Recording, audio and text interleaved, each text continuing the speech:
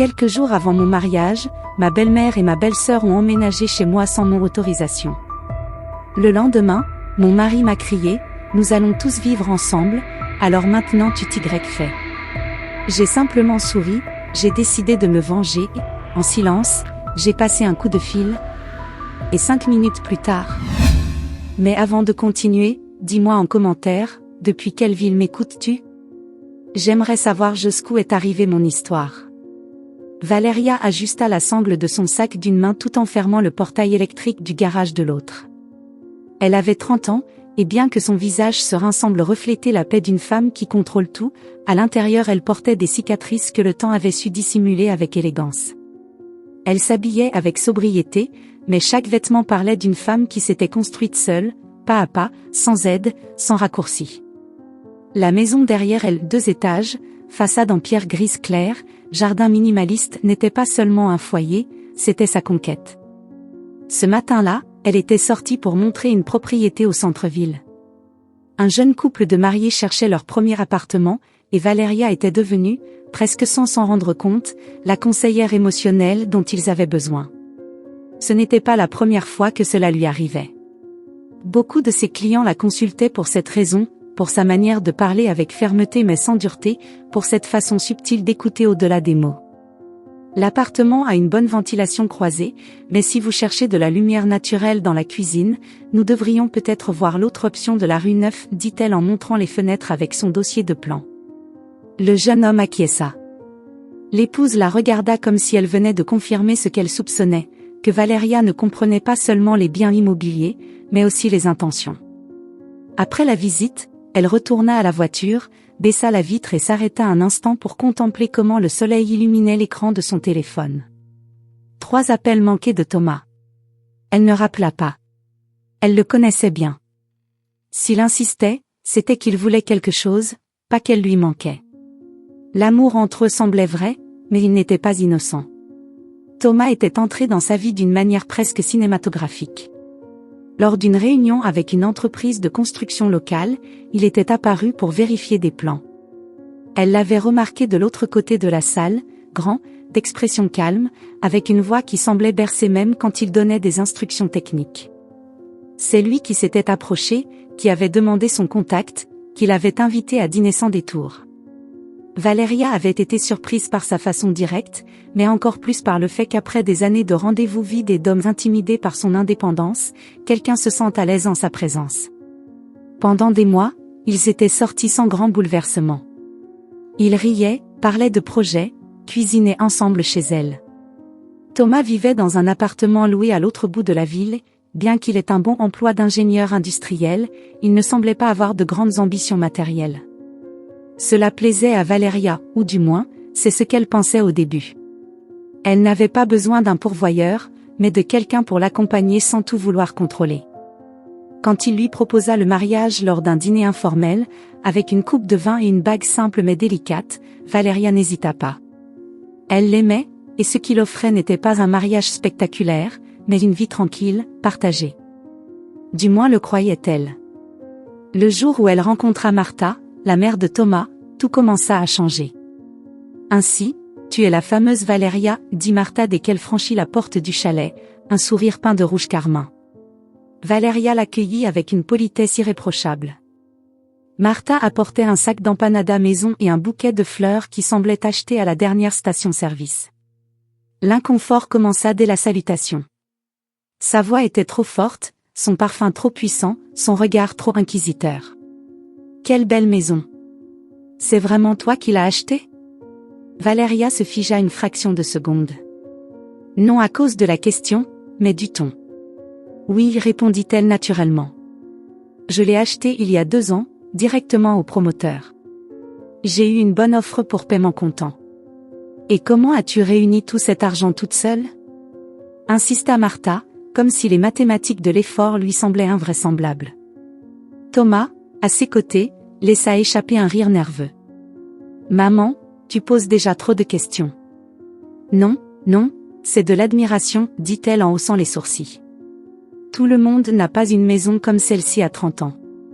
Valeria sourit, mais à l'intérieur, quelque chose se fissura. Cette phrase n'était pas un compliment. C'était un doute déguisé. Martha n'était pas venue rencontrer sa future belle-fille. Elle était venue la jauger. La cataloguer. Pendant le dîner, Martha posa plus de questions. Certaines directes, d'autres passives-agressives. Quelle marque de vêtements elle portait? Si elle avait de l'aide à la maison. Quel genre de gens vivaient dans le quartier? Elle commenta que le plafond lui paraissait trop haut et la décoration trop moderne. Elle parla de sa propre maison, un logement modeste en banlieue, comme si elle participait à une course que seule elle courait. Valeria gardait une expression cordiale, mais intérieurement, elle notait tout. Pas avec colère, mais avec la précision chirurgicale de quelqu'un qui a toujours dû défendre ce qui lui appartient. Ce n'était pas la première fois qu'on la questionnait sur ce qu'elle possédait. Sauf que cette fois, cette personne venait avec l'homme qu'elle aimait. Quand Martha partit, Thomas ferma la porte avec un soupir. Ne l'écoute pas.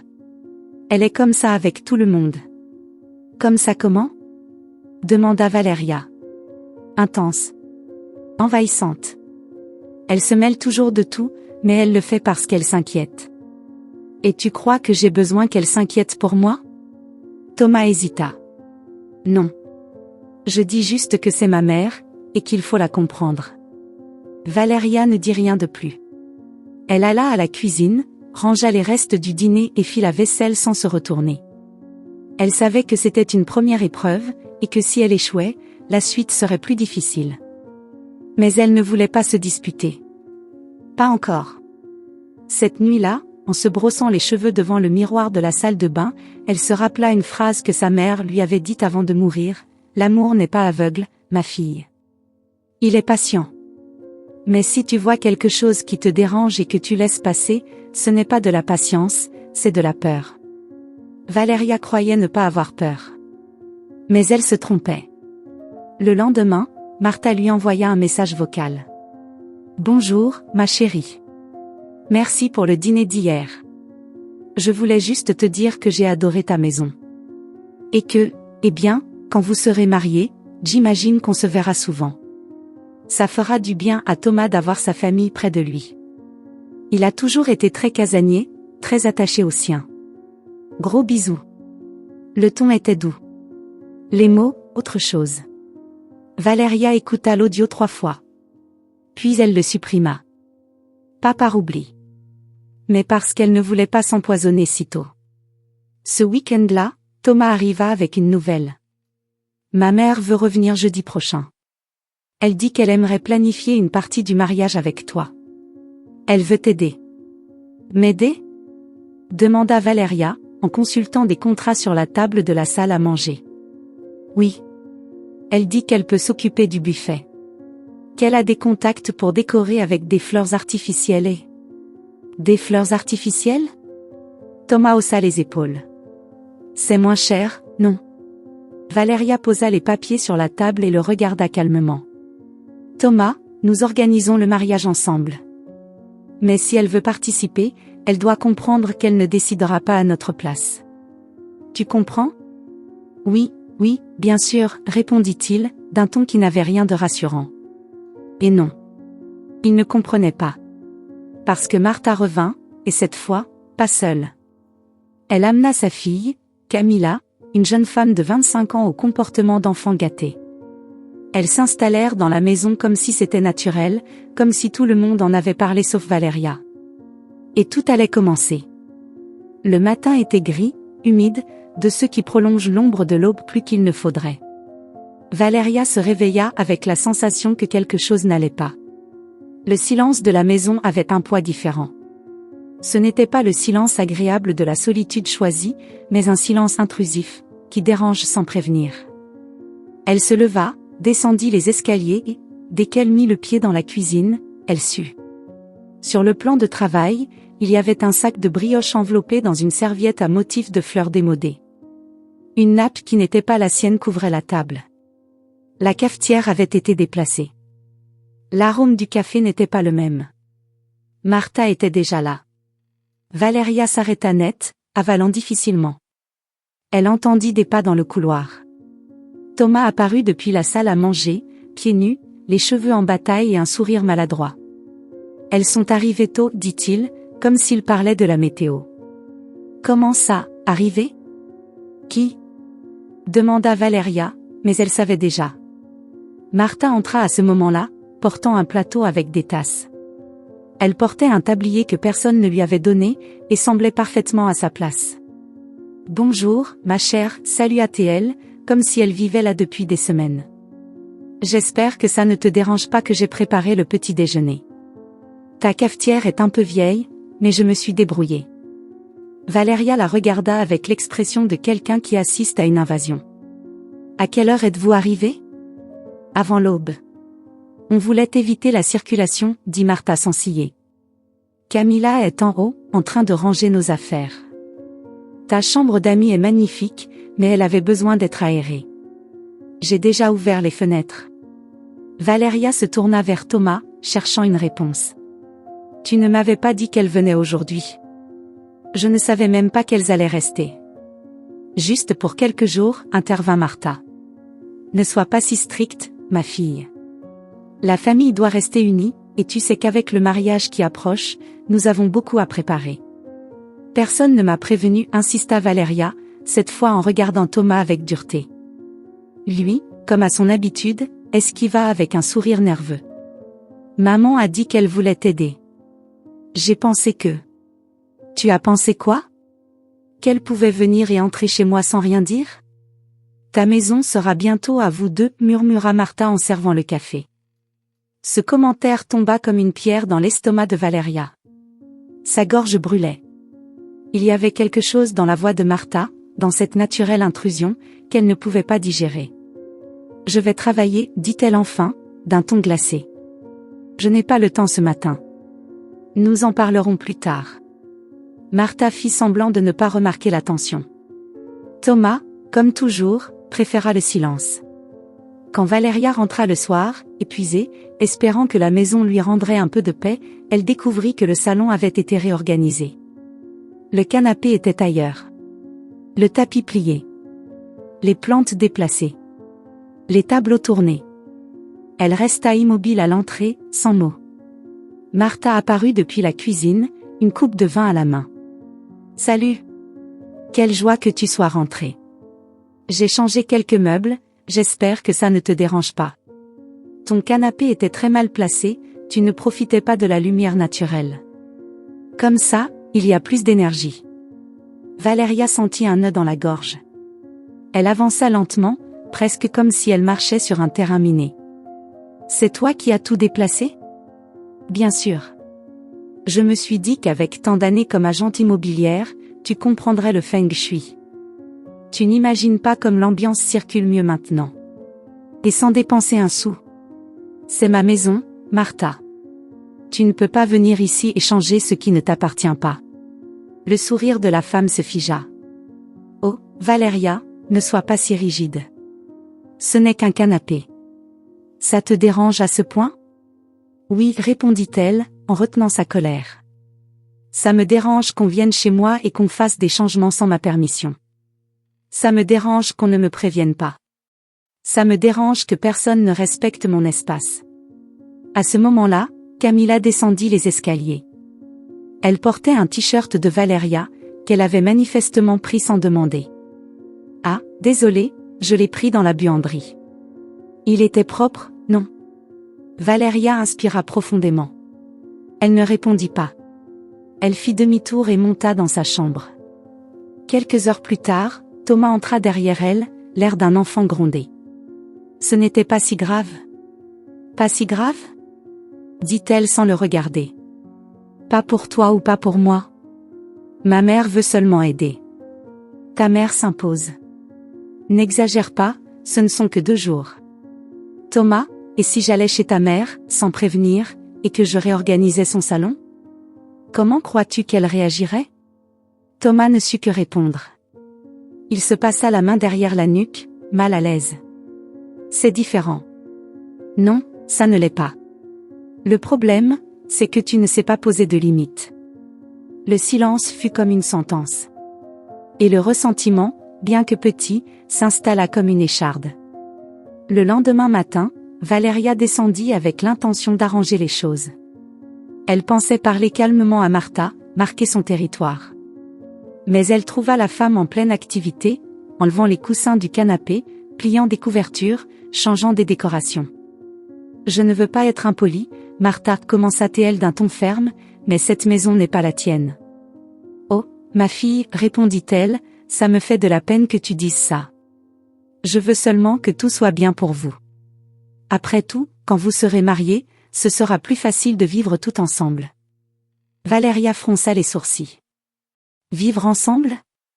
Bien sûr. Je pensais rester quelques jours après le mariage. T'aider avec l'installation de Thomas, organiser un peu les choses, te conseiller. Tu sais, de femme à femme. » Valeria sentit le sang se glacer. Nous n'en avions pas parlé. Mais c'est évident, non. Nous sommes une famille. Je n'ai pas besoin de conseils, ni de déménagement. Thomas viendra vivre ici, et c'est tout. Il n'y a rien d'autre à organiser.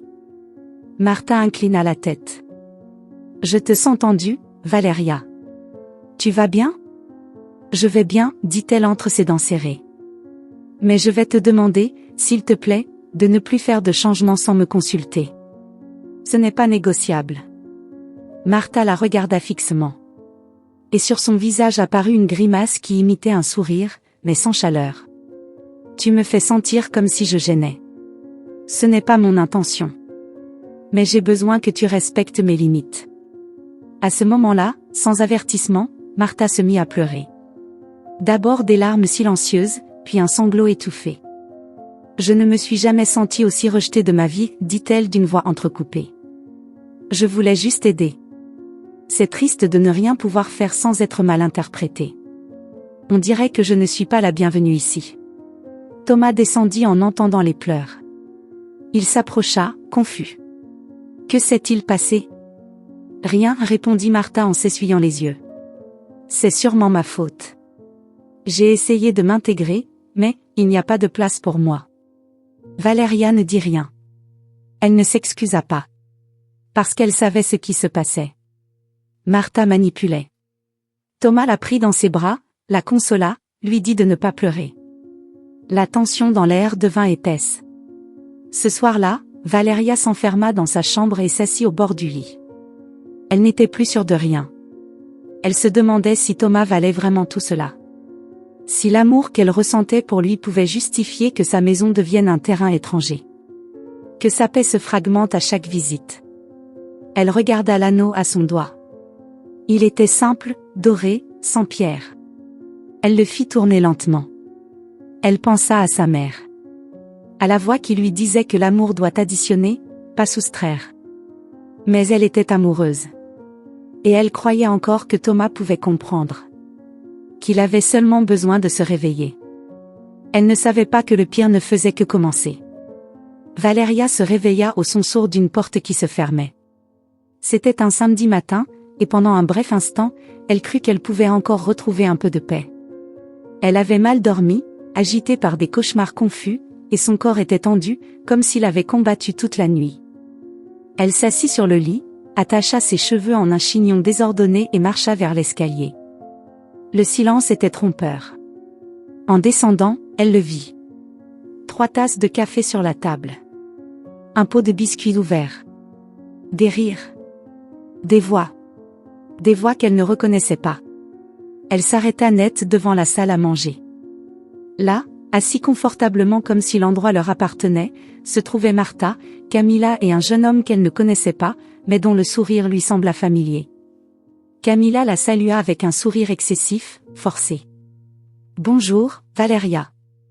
Quel plaisir de te voir. Nous sommes arrivés il y a un moment, nous ne voulions pas te réveiller. » Valeria ne répondit pas tout de suite. Son regard se fixa sur les valises empilées près de l'escalier. L'une d'elles, noire, avec des roulettes usées, portait encore des étiquettes de voyage. « Qu'est-ce que cela signifie ? » demanda-t-elle sans cacher sa surprise. « Ah, pardon, interrompit Martha, avec son ton maternel mielleux. Nous ne voulions pas te surprendre. Nous pensions que Thomas te l'avait déjà dit. Nous avons décidé de venir quelques jours pour aider aux préparatifs. Tu sais, le mariage approche. Quelques jours ? Et pourquoi y a-t-il 5 valises? Eh bien, c'est qu'Emiliano est venu aussi. C'est le frère de Thomas, du côté paternel. Ils ne s'étaient pas vus depuis des années. Nous avons pensé que ce serait un joli geste de l'inviter. Valeria fixa le jeune homme du regard. Il leva la main en signe de salut, sans se lever du canapé. Salut. J'espère que cela ne te dérange pas. Je m'adapte facilement. Martha m'a dit que je pouvais utiliser un espace que tu n'occupais pas. Quel espace? Le bureau, répondit Martha, comme si elle lui avait lu dans les pensées. Cette pièce avec des livres et un fauteuil, qui n'est pas une chambre. Nous l'avons transformée en chambre temporaire pour lui. Nous avons mis un matelas gonflable. Valeria sentit quelque chose se briser en elle. Ce n'était pas seulement son espace. C'était son refuge. Le seul coin de la maison qui n'avait pas encore été touché. Et tu crois que tu peux décider cela à ma place? Demanda-t-elle sans élever la voix, mais avec une froideur qui tranchait l'air comme une lame. Oh, ma chère, ne sois pas si territoriale. Nous sommes en famille. Bientôt, tout cela sera à tout le monde. Non, Martha. Ce n'est pas à tout le monde. C'est ma maison. Camilla tenta d'adoucir la situation. Ce ne sera que pour quelques jours, Valeria. Après le mariage, nous partirons. Et qui vous a donné la permission de vous installer? Parce que ce n'était pas moi. Thomas le savait, dit Martha en levantant le menton. Il m'a dit qu'il n'y avait pas de problème. Valeria serra les lèvres. Elle monta aussitôt à la chambre. Elle prit le téléphone. Elle composa le numéro. Thomas répondit d'une voix endormie. Qu'est-ce qu'il se passe, mon amour? Tu savais que ta mère, ta sœur et ton frère se sont installés chez moi? Silence. Elle me l'a mentionné hier soir. Elle m'a dit qu'ils allaient passer quelques jours. Et tu as dit oui? Sans me consulter? Je pensais que tu serais d'accord. C'est juste pour quelques jours. Pour t'aider. M'aider? En envahissant ma maison encore une fois? En dormant dans mon bureau? En prenant le café comme s'il vivait ici? Valeria, calme-toi. J'arrive tout de suite. On en parle en personne, d'accord? Elle raccrocha sans attendre de réponse. Elle redescendit. Martha était toujours dans le salon, feuilletant un magazine comme si de rien n'était. Je veux que vous ramassiez vos affaires. Maintenant. Martha leva les yeux. Tu nous mets dehors? Oui. Parce que vous n'avez pas été invité. Parce que cette maison n'est pas un hôtel. Quel caractère difficile tu as, ma fille. Je ne suis pas ta fille. Le commentaire resta suspendu dans l'air. Camilla avala sa salive. Emiliano se leva. Martha fit semblant de ne pas se sentir visée. Thomas va bientôt arriver. Qu'il décide. Il n'y a rien à décider. C'est ma maison et vous n'avez pas le droit d'être ici. À ce moment-là, Martha se leva. Son ton changea. Il n'était plus mielleux. Il était autoritaire, tranchant. Écoute-moi bien. Je suis la mère de Thomas. Cette maison sera aussi la sienne. Pour qui te prends-tu pour agir en propriétaire absolu? La propriétaire. Acte de propriété, hypothèque payée, facture à mon nom. Si tu veux, je l'imprime et on le colle sur le frigo. Quelle arrogance. Pas étonnant que mon fils soit si éteint dernièrement. Tu l'éteins. Valeria s'approcha lentement de la porte. Elle prit son téléphone. Elle ouvrit le clavier. Je vais appeler la police. Quoi? Lâcha Camilla d'une voix tremblante. Vous occupez une propriété privée sans consentement. C'est illégal. Je vous donne 5 minutes pour commencer à faire vos bagages. Martha croisa les bras. Fais-le. Voyons si tu oses. Valeria composa le numéro. Avant que l'appel n'aboutisse, la porte s'ouvrit. Thomas entra, le visage bouleversé. Valeria, s'il te plaît. Qu'est-ce que tu fais? Je récupère ce qui est à moi, dit-elle sans bouger. Ou tu vas continuer à laisser faire ça? On peut en parler, supplia-t-il. Elles sont déjà là, tu ne vas pas les mettre dehors comme ça. Comme ça comment? Comme elles se sont installées? Je ne veux pas de scandale. Alors contrôle ta famille. Elles veulent juste aider. Aider? En s'installant sans permission? En dormant dans mon bureau? En mentant, disant que tu étais d'accord? Thomas les regarda. Martha baissa les yeux. Camilla se plaça derrière elle. Emiliano faisait semblant de regarder le sol. Maman, c'est vrai? J'ai supposé qu'il n'y aurait pas de problème, dit-elle. Je pensais qu'on en avait déjà parlé. Non. On n'en a pas parlé. Et tu le sais. L'atmosphère devint lourde. Valeria abaissa lentement le téléphone. Tu as deux options, Thomas. Soit vous partez, soit j'appelle la police. Ici, maintenant. Thomas serra les dents. Il regarda sa mère. Puis sa fiancée. Rangez vos affaires, dit-il à voix basse. Quoi? Cria Martha. Tu l'as choisie elle? Je choisis la paix. Je ne veux pas que cela devienne une guerre. Je vous avais dit de consulter avant. Martha recula comme si elle avait reçu une gifle. Camilla lui saisit le bras. Emiliano avait déjà commencé à ranger ses affaires sans dire un mot. Ça ne restera pas comme ça, murmura Martha en passant à côté de Valeria. Tu as raison, répondit-elle.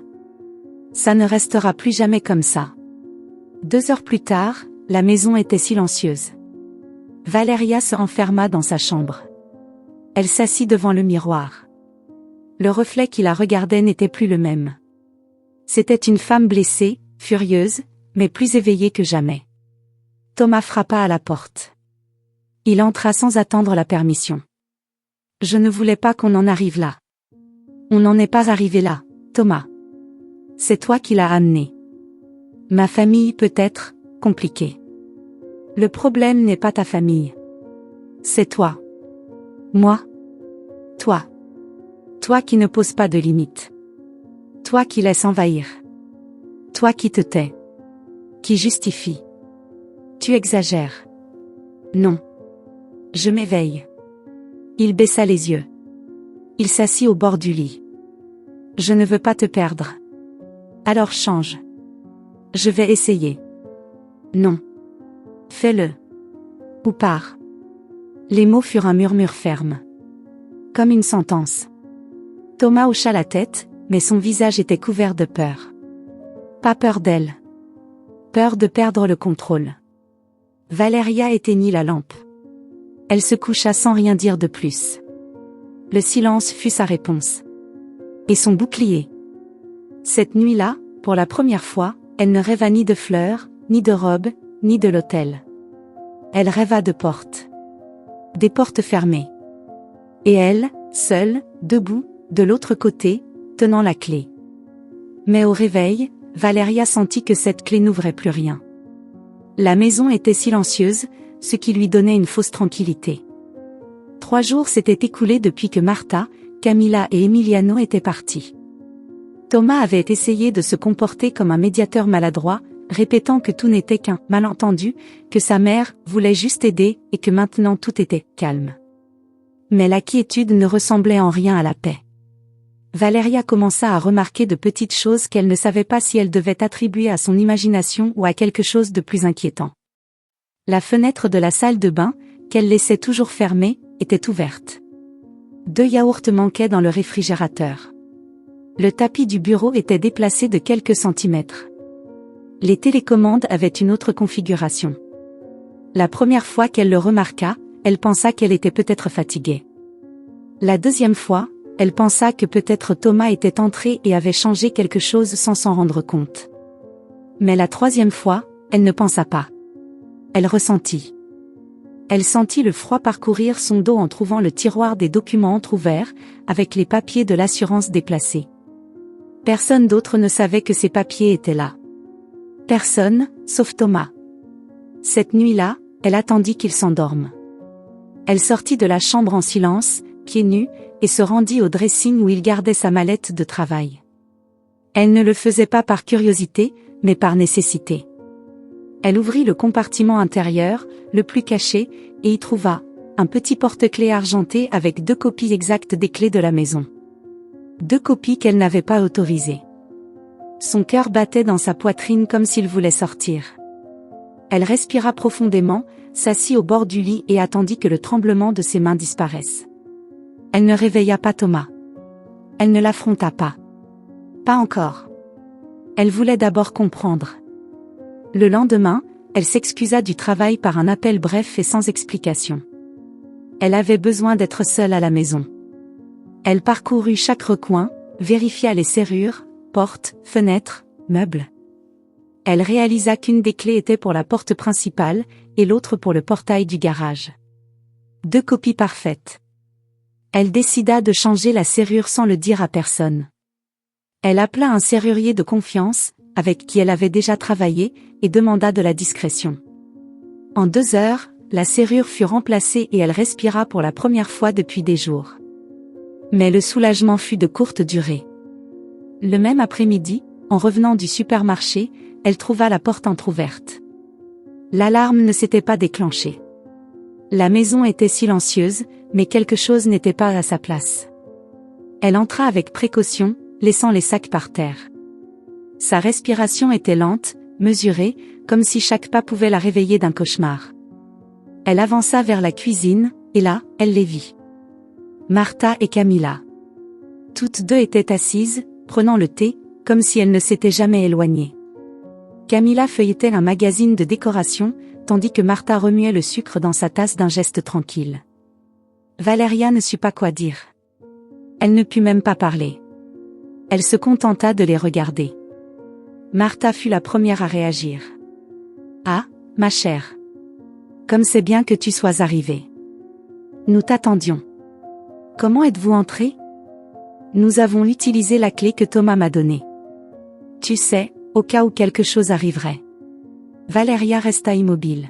« Tu as changé la serrure » ajouta Camilla, en regardant ses ongles. « C'était un peu agressif, tu ne trouves pas ? » « Sortez de ma maison, dit Valeria à voix basse. « Ne t'énerve pas, répondit Martha avec ce ton doux qu'elle n'utilisait que lorsqu'elle était sur le point de dire quelque chose de venimeux.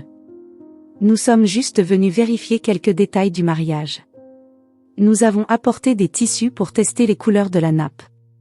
Thomas a dit que nous pouvions. Thomas ne commande pas dans cette maison, répondit Valeria, retenant sa colère. Et toi non plus. Sortez maintenant, ou j'appelle la police. Encore avec ça, dit Camilla, laissant tomber le magazine. Toujours des menaces, mais à la fin tu ne fais rien. Veux-tu me tester ? Martha se leva. Sa voix changea. Écoute bien. Cette maison sera aussi celle de Thomas, comprends-tu ? Et légalement, quand vous serez mariés, tu ne pourras pas prendre de décision sans son consentement. Tu sais ce que cela signifie ? Valeria sentit un bourdonnement dans ses oreilles. Ce n'est pas vrai. Légalement, elle est encore à moi. Oui, pour l'instant.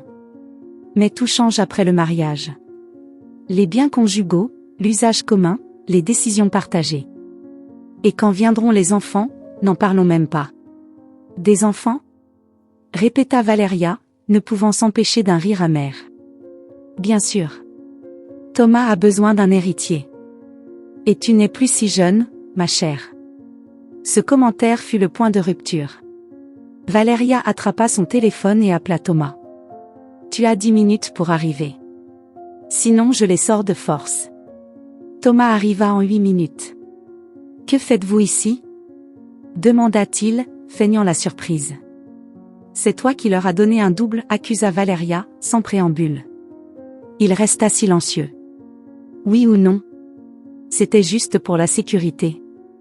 Et quelle sécurité est-ce, Thomas ? Qu'elles puissent entrer quand elles veulent ? Voler ma maison de l'intérieur ? Ne dis pas ça. Je le dis parce que c'est la vérité. Martha a dit qu'après le mariage cette maison serait à nous, et qu'elle aurait le droit de donner son avis, décider et être ici quand bon lui semble. C'est aussi ce que tu penses ? Non, bien sûr que non. Je pensais juste que, si quelque chose t'arrivait. Il ne m'est rien arrivé. Ce qui m'arrive, c'est ça, ta famille m'envahit, tu le permets, et moi je suis ici, seule, me battant pour mon espace. Martha tenta d'intervenir. Tu exagères, ma fille. Ne m'appelle pas ma fille. Tu ne le es pas. Et toi non plus, tu n'es pas la bienvenue ici. Thomas la regarda, confus. Je ne comprends pas pourquoi tu es si agressive.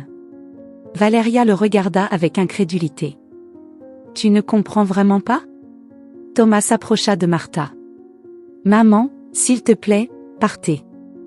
Tu me renvoies encore? Oui. J'ai besoin de parler avec Valeria. Seul à seul. Camilla se leva, offensée. Je ne comprends pas pourquoi il nous humilie toujours. Valeria croisa les bras. Parce que vous l'avez mérité. Quand ils partirent enfin, Valeria s'affaissa sur le canapé. Thomas s'assit en face d'elle. Il ne dit rien pendant longtemps. Je ne savais pas qu'il ferait ça, dit-il enfin. Je te le jure. Si, tu savais. Ou tu l'imaginais. Et tu es resté silencieux. C'est ma mère. Et c'est ma maison. Thomas baissa la tête. Il ne discuta pas. Valeria se leva. Elle alla dans la cuisine. Ouvrit le tiroir où elle avait l'habitude de garder les choses importantes. Parmi les papiers et reçus, elle trouva une enveloppe. À l'intérieur, un document qu'elle avait elle-même fait rédiger des années auparavant, certificat de propriété, certificat de non-gage et copie notariée de l'acte d'achat. Elle les étala sur la table. Tu vois ça? Cela montre que cette maison m'appartient. Elle n'est pas à ton nom. Ni à celui de ta mère. Et si cela continue ainsi, tu ne seras pas là non plus. Thomas ne répondit pas. Elle ne demanda pas d'explication non plus. Elle le regarda simplement avec la détermination de quelqu'un qui n'est plus prêt à perdre. Cette nuit-là, elle ne dormit pas. Elle resta assise dans le bureau, les lumières éteintes. Elle avait peur. Mais c'était une peur différente. Pas de conflit, ni de solitude. C'était la peur de continuer à nier ce qui était déjà évident. Que l'amour sans respect ne vaut rien. Et que son foyer, celui qu'elle avait construit avec tant d'efforts, était devenu un territoire de guerre. Mais maintenant, elle avait un avantage. Elle savait qui avait la clé. Et cette fois, elle n'avait pas l'intention de la donner. Valeria ferma la porte du bureau à clé et rangea le nouveau trousseau dans son sac, comme quelqu'un qui garde un secret de vie ou de mort. La maison, bien que physiquement intacte, n'avait plus l'âme avec laquelle elle l'avait élevée. Les fondations restaient en béton, mais l'émotionnel était fissuré. Pourtant, pour la première fois depuis des semaines, elle avait de la clarté. Et cela lui donnait de la force. Une force différente, née non pas de l'amour, mais de la limite. La journée commença comme n'importe quelle autre. Le soleil se glissait timidement entre les rideaux du salon, le café emplissait l'air de son arôme familier, et Thomas dormait profondément dans la chambre, sans savoir que, pour Valeria, il n'était plus un allié. Elle avait passé toute la nuit sans le toucher, sans dire un mot au-delà du murmure forcé de bonne nuit. Le matelas qui fut autrefois un territoire d'affection était désormais une frontière de distance. Valeria se douchait sans hâte, s'habilla avec un calme tendu et descendit les escaliers avec la détermination de quelqu'un qui a cessé de supplier. Elle s'assit à la table de la salle à manger, consulta son agenda, but une gorgée de café et répéta mentalement les mots qu'elle devait dire à Thomas. Pas de détour. Pas de compréhension inutile. Juste la vérité, nue, inconfortable, brutale. Quand il descendit, la chemise froissée et le visage encore marqué par l'oreiller, il trouva une Valeria différente. Pas celle qui se disputait. Pas celle qui pleurait. Pas celle qui suppliait. C'était une autre. Plus dangereuse. Plus sûre. Nous devons parler, dit-elle, sans élever la voix. Thomas se servit du café sans la regarder. Valeria, je ne veux pas commencer la journée en me disputant. Moi non plus. C'est pourquoi je veux que nous écoutions clairement. Je ne tolérerai plus aucune intrusion. Ni une copie de clé de plus. Ni une décision prise dans mon dos. Si ta mère, ta sœur ou ton frère franchissent cette porte encore une fois sans mon autorisation, j'appellerai la police. Cette fois, pas comme menace. Comme fait. Thomas la regarda avec irritation. Encore ça? Je t'ai déjà dit que je parlerai à ma mère. Et quand le feras-tu? Quand ces meubles arriveront? Quand le déménagement sera déjà fait? Tu exagères. Non. Je préviens. Ce qui se passera d'ici au mariage déterminera tout. Si tu ne peux pas poser des limites à ta famille, je les poserai. Mais cela aura des conséquences. Thomas resta silencieux. Il but une gorgée de café et se dirigea vers le salon. Il ne dit rien. Il ne fit aucune promesse. Il n'offrit aucune solution. Juste ce silence à lui, pire que n'importe quel cri. Le silence de celui qui a déjà choisi, mais n'a pas le courage de l'admettre. Valéria le regarda s'éloigner et comprit. C'était son cri. Sa confirmation. Sa décision lâche. À 6 heures du soir, le calme fut assassiné. Valéria revenait de montrer une propriété. Elle avait eu une journée longue et tendue, et tout ce qu'elle désirait était un bain chaud et fermer les yeux. Mais en arrivant à la maison, la porte du garage était ouverte. Son estomac se serra. Elle accéléra le pas, les clés à la main comme une arme. Et en poussant la porte d'entrée, elle le vit. Encore une fois. Ils étaient là. Martha dans la cuisine, Camilla sur le canapé, Emiliano portant une boîte dans les escaliers. Non. Non. Non. C'était tout ce qu'elle a pu dire. Martha se retourna avec un sourire moqueur. Tu nous as manqué, ma chère. Heureusement que tu arrives juste à temps. Emiliano avait besoin d'aide avec son matelas. Valéria resta figée. Comment sont-ils entrés? Camilla haussa les sourcils. Tu crois vraiment que changer la serrure sert à quelque chose quand nous avons déjà une copie? Vous violez la loi, chuchota Valéria, les mains tremblantes. Quelle loi? Demanda Martha. Cette maison appartient au futur mari de mon fils. Je fais juste ce que toute mère ferait, aider. Tu n'aides pas. Tu envahis. Martha éclata d'un rire sec, venimeux. Je te l'ai dit, et je te le répète, cette maison sera à moi tôt ou tard. Tu n'es que la fiancée. Moi, je suis la mère. Et les mères ne partent pas. Valéria sortit son téléphone. Elle composa le numéro. Cette fois, sans peur. Cette fois, sans trembler. Elle appela la police. Urgence, quelle est votre situation? Violation de propriété privée. J'ai 3 personnes dans ma maison qui refusent de partir et ont fait des copies illégales de mes clés. J'ai déjà donné des avertissements.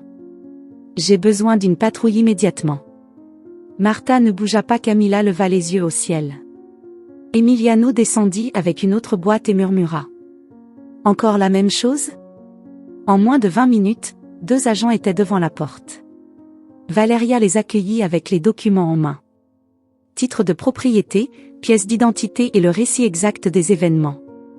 Martha sortit aussi pour les recevoir, comme si elle les avait invités à une fête. Bonsoir, officier. Je suis désolée de vous déranger pour cela. Nous sommes d'une famille. Ce n'est qu'une petite dispute domestique. Un des agents leva les yeux. Avez-vous l'autorisation écrite pour être ici? Mon fils est le fiancé de la propriétaire. Cette maison sera aussi à lui. Cela ne suffit-il pas? Non, madame. Le registre de propriété est au nom de mademoiselle Valéria. Vous ne pouvez pas être ici sans autorisation. Martha se tourna vers Valéria avec un sourire glacial. Et après le mariage, que feras-tu? Appelleras-tu aussi la police quand Thomas dira que je dois partir? Valéria ne répondit pas. Elle soutint seulement le regard. Camilla croisa les bras. C'est une humiliation. Je n'arrive pas à croire qu'elle fait ça devant des étrangers. Un des officiers fit un pas en avant. Mesdames, vous devez quitter la propriété immédiatement. Sinon, nous pourrions déposer une plainte formelle pour intrusion. Emiliano soupira, posa la boîte, et sans dire un mot, sortit. Martha, avant de franchir la porte, pivota sur ses talons. Ce n'est pas fini. Tu te crois très forte maintenant. Mais le mariage te ouvrira les yeux. Et quand cela arrivera, tu me supplieras de revenir. Valéria ne la regarda même pas. Elle ferma la porte sans dire au revoir. Quand Thomas arriva, 2 heures plus tard, il la trouva dans le salon, assise, les documents toujours sur la table et le visage immobile. Que s'est-il passé? Ils sont venus. Ils sont entrés. J'ai appelé la police. Encore? Et que voulais-tu que je fasse? Attendre que Martha peigne les murs? C'est ma mère. Et c'est ma maison. Thomas s'approcha, s'agenouilla devant elle. Je te jure que je n'ai rien autorisé. Je ne savais pas qu'il reviendrait. Tu le savais. Et si tu ne le savais pas, c'est parce que tu ne veux pas savoir. Tu es injuste. Oui. Alors choisis. Thomas s'arrêta. Quoi? Choisis. Maintenant. Moi ou ta mère. Le silence fut l'écho le plus cruel. Thomas baissa le regard. Il ne dit rien. Il n'eut pas le courage. Il n'eut pas la décision. Valeria se leva. Elle marcha vers la chambre. Ouvrit l'armoire. Sortit une valise. Et pour la première fois dans cette histoire, c'est elle qui choisit de partir. Non plus par faiblesse. Non plus par peur. Mais parce qu'elle comprit qu'il y a des cris qui naissent du silence. Et ce silence, celui de Thomas, était son cri le plus fort. Et elle, enfin, l'entendit.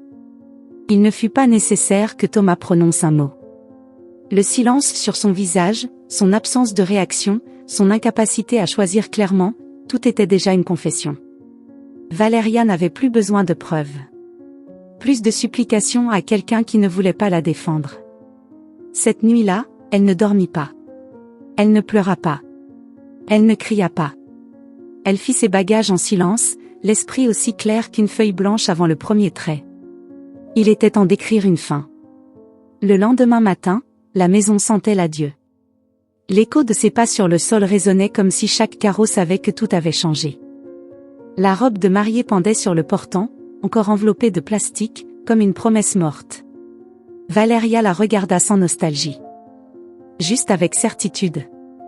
Elle prit son téléphone, chercha le numéro de l'organisatrice et respira profondément.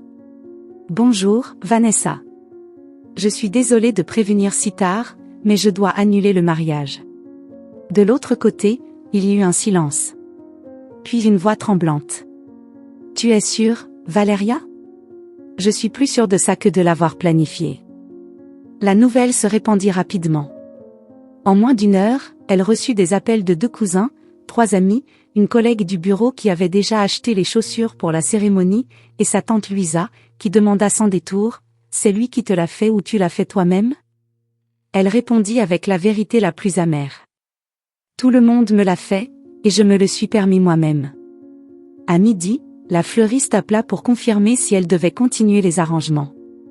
Valeria regarda par la fenêtre. Les gardénias qu'elle avait choisis fleurissaient dans le jardin.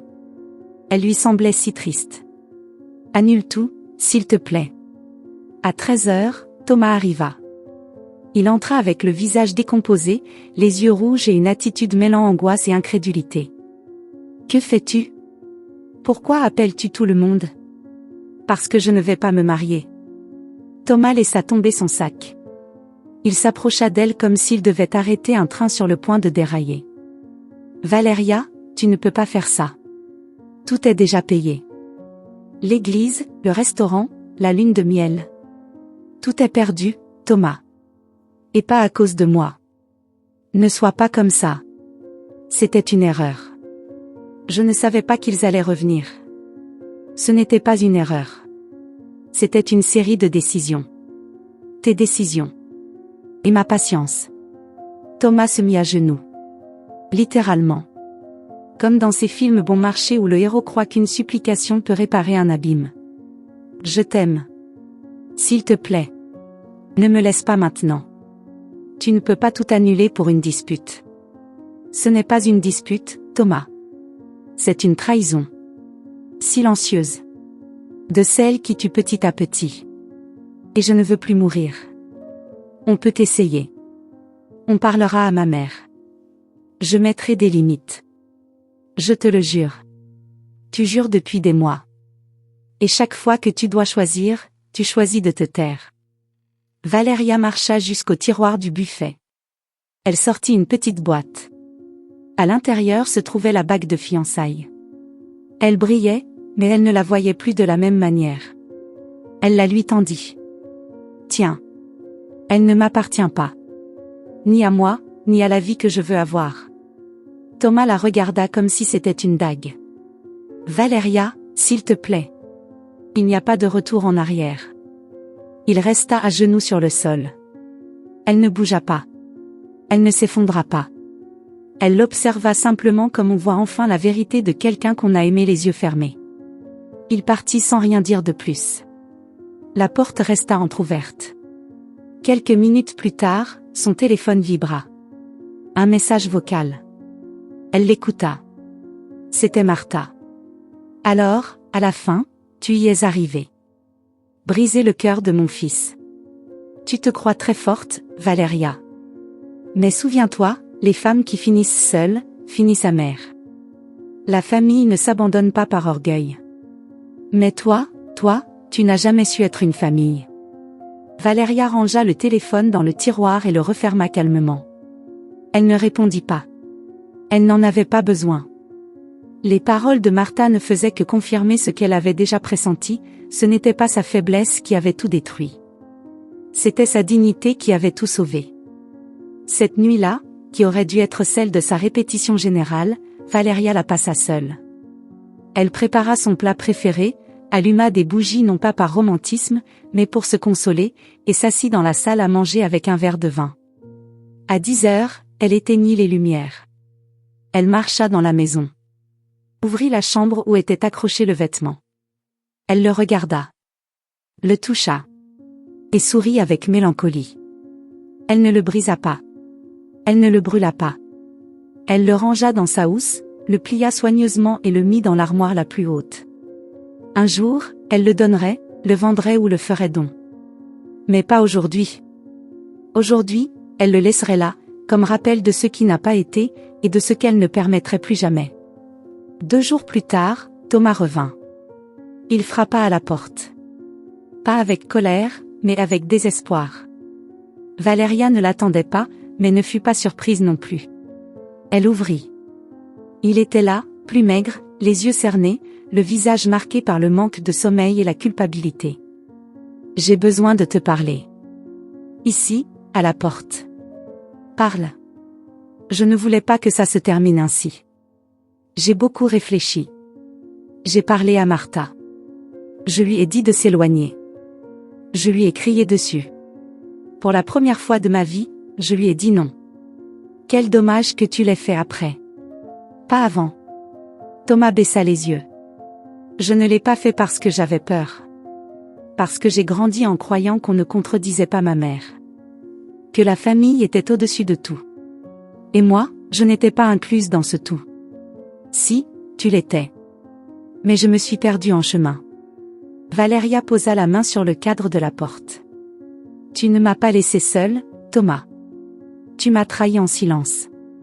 Et ça fait plus mal que 1000 cris. Nous pouvons recommencer. Sans mariage. Sans famille. Juste toi et moi. Je ne peux plus te faire confiance. Le silence fut la seule réponse qu'il sut donner. Je t'ai aimé, Thomas. Vraiment. Mais ce n'est plus suffisant. Il hocha la tête, les yeux humides. Il voulut toucher sa main. Elle la retira doucement. Adieu. Thomas se retourna et marcha jusqu'à sa voiture. Valéria ferma la porte lentement. Elle sentit quelque chose se briser à l'intérieur. Mais elle sentit aussi, pour la première fois depuis longtemps, que cette rupture était nécessaire. Ça faisait mal, oui. Mais c'était la blessure qui guérirait. Lentement, elle s'appuya contre le bois.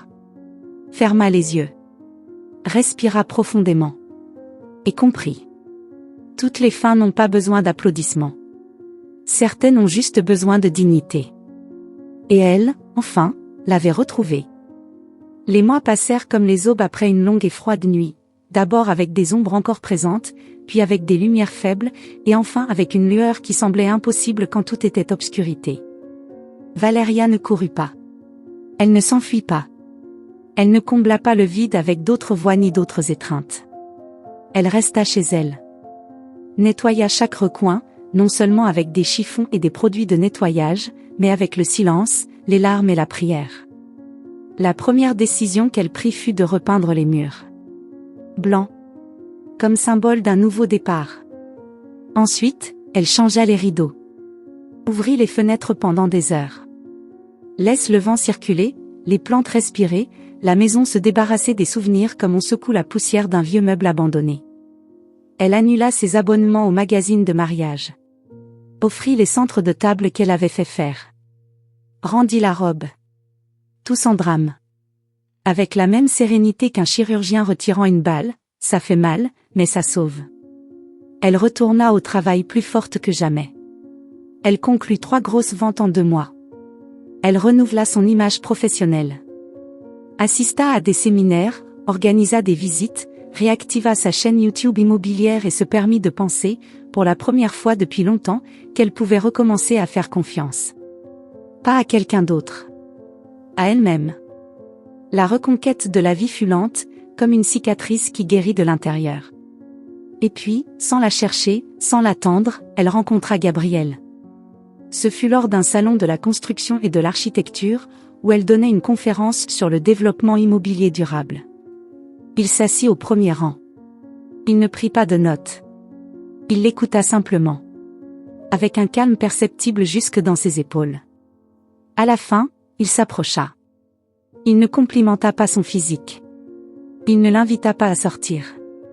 Il se contenta de dire : « Quand tu parles de foyer, tu parles comme quelqu'un qui a connu ce que signifie en perdre un. Merci pour cela. » Elle le regarda, sans mots. Ce fut la première fois qu'elle sentit que quelqu'un l'avait lue sans avoir besoin de la toucher. Ensuite vinrent les conversations. D'abord par courrier, puis autour d'un café. Gabriel n'était pas un séducteur. Il ne disait pas de belles phrases. Mais il écoutait. Il ne donnait pas son avis sur son passé, mais ne faisait pas semblant de ne pas le voir non plus. Il lui parlait de ses projets, de la façon dont il aimait concevoir des maisons qui respectaient la nature, de son refus de « construire vite », préférant construire bien. Et Valéria, sans s'en rendre compte, commença à ouvrir à nouveau son âme comme elle avait appris à ouvrir les fenêtres. Ce ne fut pas une romance de cinéma. Il n'y eut ni feu d'artifice ni promesse à la lueur des bougies. Ce fut plutôt comme une mélodie douce qui s'installe sans prévenir, comme une chanson qu'on n'oublie pas parce qu'elle nous accompagne en silence. Un après-midi, Gabriel l'invita à voir un terrain où il construirait un petit ensemble de logements. Elle accepta. À la fin de la visite, il l'invita à prendre un thé. Ils allèrent chez lui. Une maison modeste, avec terrasse, beaucoup de plantes et une collection de livres occupant plus d'espace que la télévision. En entrant, Gabriel s'arrêta à l'entrée. Il la regarda avec une tranquillité sérieuse. « Puis-je enlever mes chaussures ?» Valéria l'observa quelques secondes. Elle sentit comment cette question, si simple, ouvrait une porte intérieure que personne n'avait jamais touchée auparavant. Ce n'était pas le sol. C'était du respect. C'était reconnaître que son espace, son énergie, son essence méritait d'être protégée. Elle acquiesça, incapable de retenir un sourire. Merci de demander.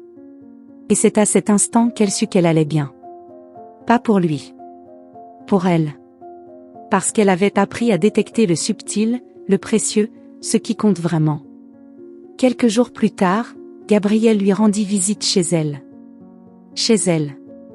La même qu'elle avait tant de fois sentie envahie, violée, manipulée. Mais maintenant elle avait une autre lumière.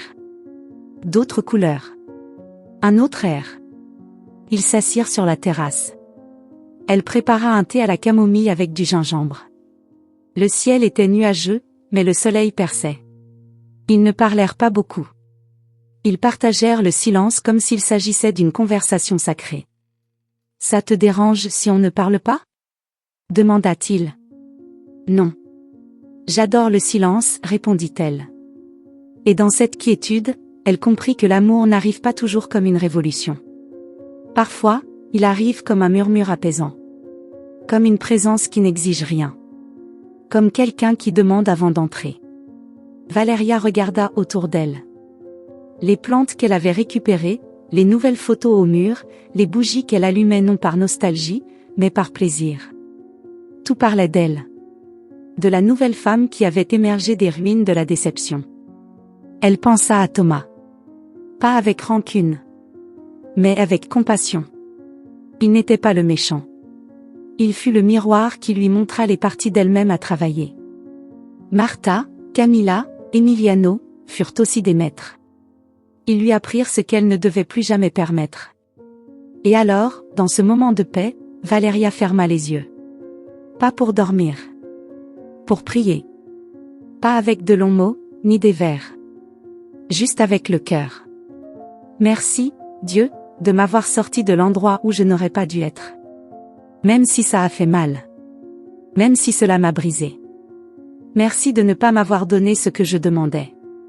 Car maintenant je sais que ce que tu préparais était mieux. Le vent souffla doucement. Une feuille tomba sur ses genoux. Elle la ramassa. C'était une feuille sèche, mais belle. Comme les restes d'une étape désormais terminée. Ma maison n'est pas qu'un toit, murmura-t-elle. C'est mon âme. Et maintenant je sais que personne ne franchira à nouveau cette porte sans ma permission. Gabriel la regarda avec tendresse. Il ne dit rien. Ce n'était pas nécessaire. Parce que Valeria avait appris que le véritable amour commence par le respect. Que la famille n'est pas toujours celle qu'on reçoit, mais celle qu'on choisit consciemment. Que la maison n'est pas ce qu'on partage par obligation, mais ce qu'on protège par décision. Et même si le monde lui avait fermé des portes, elle trouva la sienne. Et cette fois, avec la clé en main, elle décida de l'ouvrir, seulement à ceux qui sauraient demander la permission.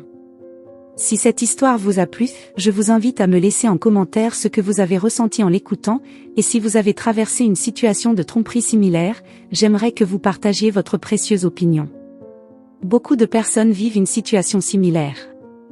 Nous espérons que votre voix vivra en elle. Partagez cette histoire et faites partie du changement. N'oubliez pas de me dire de quelle ville vous regardez cette vidéo. Je serais très honoré si vous laissiez un like, partagez la vidéo avec un ami ou un membre de la famille et vous abonnez à la chaîne. Ne manquez pas la prochaine histoire surprenante qui apparaît sur votre écran en ce moment.